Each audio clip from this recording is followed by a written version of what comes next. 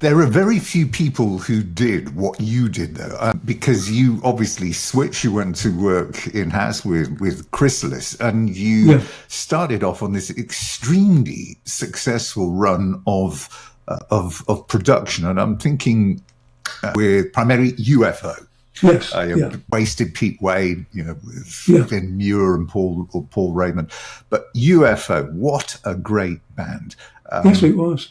One of the most underappreciated. And you were there when they'd moved from that space rock thing, which was going nowhere, to them turning it. You had Michael Schenker in, and you did Phenomenon in 74. So you were the producer of Phenomenon. What were your first thoughts when you saw or heard UFO in the studio, and in particular Schenker?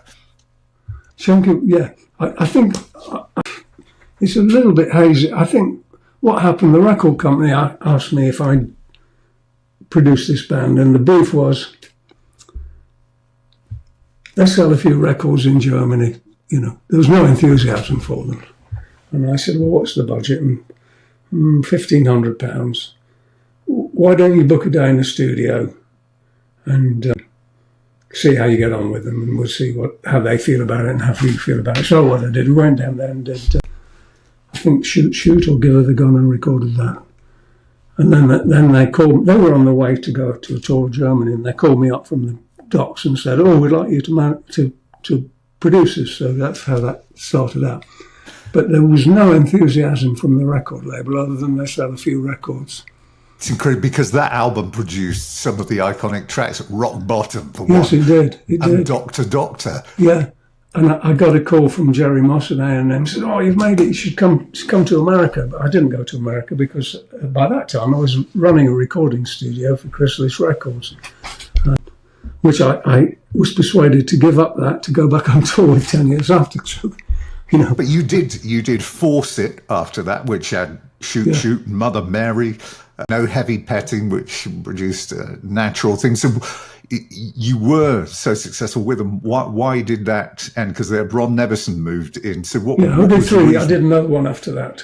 Phenomenon, Force It, and No Heavy Petting. Yeah, because they hadn't. How can I say it without? How can I say the truth without sounding bitter? Because I'm not. The time that I got a call from Jerry Moss at A&M saying, "You've made it there, you should come over, congratulations, you've got a big hit." And I was on tour in America when I think it was the Force It or Phenomenon, one of the two albums, was starting to chart. And I spoke to the head of distribution for Chrysalis Records, or whatever the label they were using over there. He said, "I won't get any further." I said, "What's that?" Because I called it. I said, "If you want me to do any interviews, help." No, because we haven't shipped enough. And the way the FM stations worked then was they take the advertising, and if the records aren't selling in the stores, they stop playing them. So it was like a bit of a disaster. And so rather than saying, well, actually one head of the label did say, can I say the exact words?